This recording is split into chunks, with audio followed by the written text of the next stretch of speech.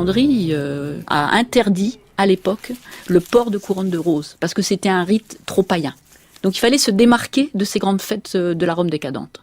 Et la rose a connu un certain déclin, mais au Moyen-Âge, elle était plus tant cultivée pour ses usages ornementaux que pour d'autres usages qui étaient apothicaires, médicinaux, pour la confiserie ou pour le parfum, par exemple la rose de Provins. Il y avait bien sûr le rosier du diable. On l'appelait aussi la rose tonnerre parce que les mamans disaient à leurs enfants, si tu t'approches de l'églantier, le tonnerre va te tuer. On l'appelait la rose foireuse parce qu'elle fleurissait au moment de la foire de printemps. La rose coucou pour la même raison parce qu'elle fleurit au moment où le coucou est là. Donc c'est un rosier qui était maléfique. Rose du diable.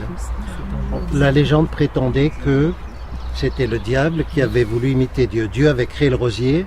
Le diable avait essayé, mais comme c'était le diable, il a loupé. Donc la rose du diable. Donc vous voyez beaucoup de légendes très négatives à propos de cet églantier.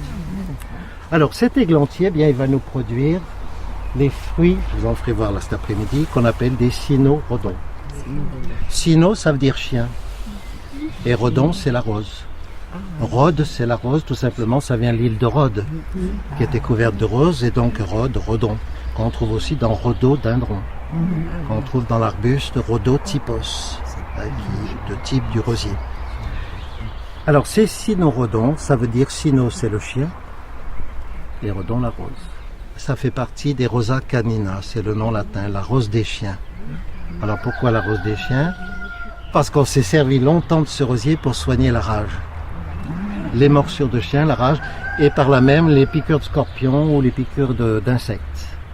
On râpait les racines, on en faisait des emplâtres qu'on appliquait, ou les feuilles, ou les fleurs, ou les fruits. Et là! Alors, cher monsieur,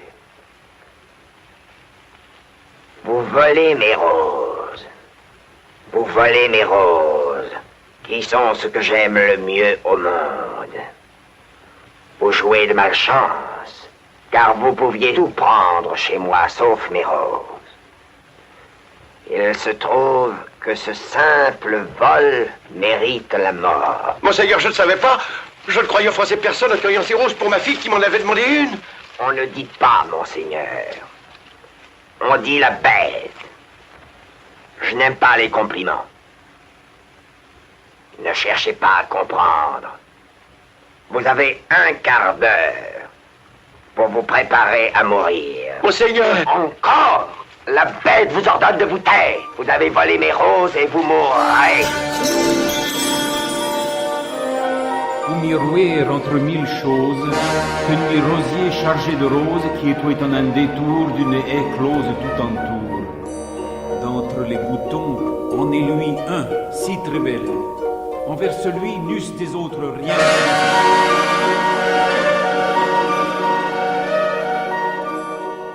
L'amour courtois dans le roman de la rose, ce sont des romans qui sont des initiations à l'amour.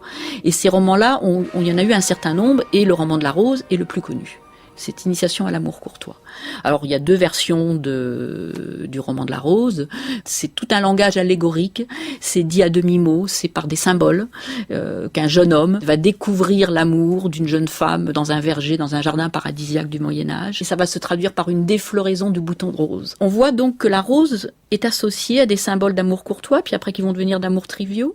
Et puis après, au fil du temps, on va voir des représentations à la Renaissance. Il y a le fameux tableau de Botticelli de la naissance de Vénus, qui est entouré de fleurs, qu'on voit quand vous vous souvenez de ce tableau, où on voit des fleurs qui volent dans le ciel.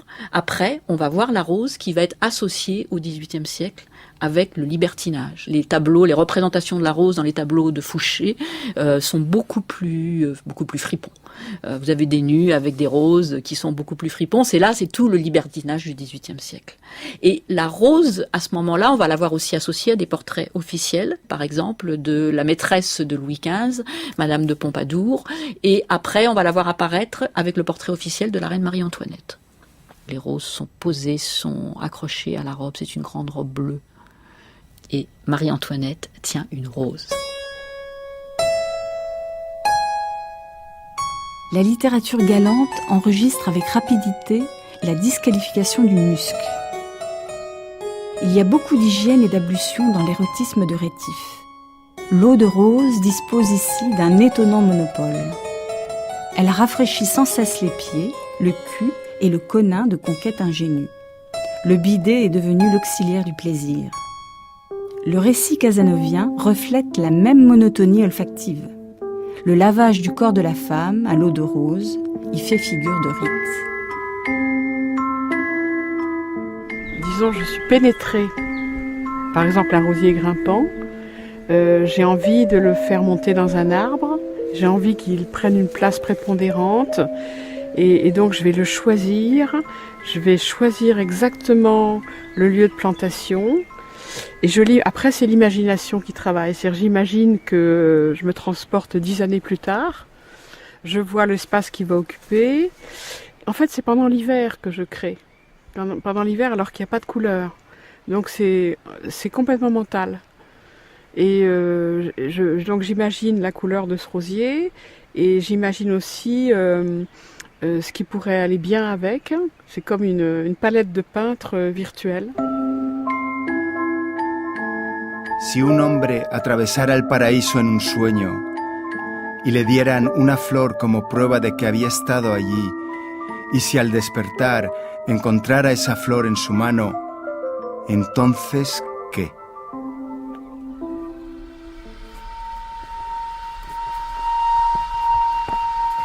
Ces rosiers sont parmi les plus vieux qui ont été plantés au jardin, donc ils ont une trentaine d'années. On les appelle les rosiers de Banks. Ce sont des rosiers qui sont d'origine chinoise et qui ont été apportés en fait par les Anglais qui étaient partis en Chine avec la Compagnie des Indes pour ramener des différentes sortes de thé. Et en fait, ils ont été sensibles à ces rosiers qui fleurissent d'une façon magnifique chez nous ici très tôt, au mois d'avril. Ils fleurissent qu'une seule fois. Et ils n'ont pas du tout d'épines. Oui, absolument. Le bois est complètement lisse. Et l'écorce, par contre, est tout à fait étonnante. Elle ressemble un peu à l'écorce de l'eucalyptus quand elle est vieille. Et elle se desquame. La rose ne cherchait pas l'aurore. Presque éternelle sur sa branche, elle cherchait autre chose. La rose ne cherchait ni science ni ombre. Confins de chair et de songe, elle cherchait autre chose.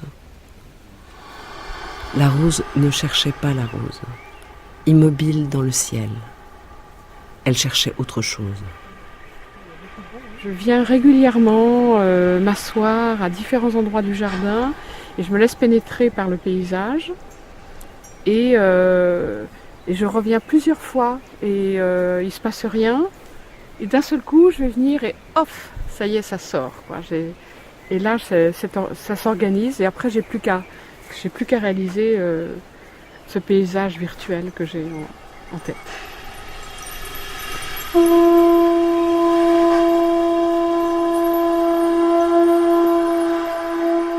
Pourquoi la rose va réapparaître dans les jardins? Pourquoi elle ne l'était pas auparavant? Alors là, il faut tirer le fil de l'esthétique des jardins qui a évolué. Au Moyen-Âge, c'était des carrés de plantes, je l'ai dit, médicinales qu'on trouvait dans les couvents, qui étaient entretenus souvent par des moines. Après, on va voir arriver l'influence des jardins de la Renaissance italienne. Or, ces jardins-là sont très peu fleuris. Ce sont des jardins plus géométriques, avec des perspectives et des broderies. Ces parterres, souvent de buis, qui font des formes de volutes, mais qui sont taillés pour dessiner des formes. Et là, le rosier, surtout ces rosiers de l'époque qui étaient très souples, était trop grand, incontrôlable, et puis on ne taille pas un rosier comme on taille des taupières de façon très géométrique. Donc ils n'avaient pas tellement leur place. Or, ces jardins italiens vont influencer toute la période classique des jardins de Louis XIV, les jardins à la française, où vous avez ces grandes perspectives et à nouveau ces broderies. Donc les rosiers trouvaient difficilement leur place dans cette esthétique. Et puis c'est avec l'évolution de la conception des jardins, avec toute la philosophie des Lumières, où la France avait finalement joué un rôle, avec Jean-Jacques Rousseau, avec l'intérêt pour la nature, que en Angleterre surtout, va se développer une nouvelle esthétique des jardins beaucoup plus proches de la nature. Et l'aristocratie française, avant la Révolution française, c'est-à-dire au XVIIIe siècle, qui avait des contacts avec l'aristocratie anglaise, va découvrir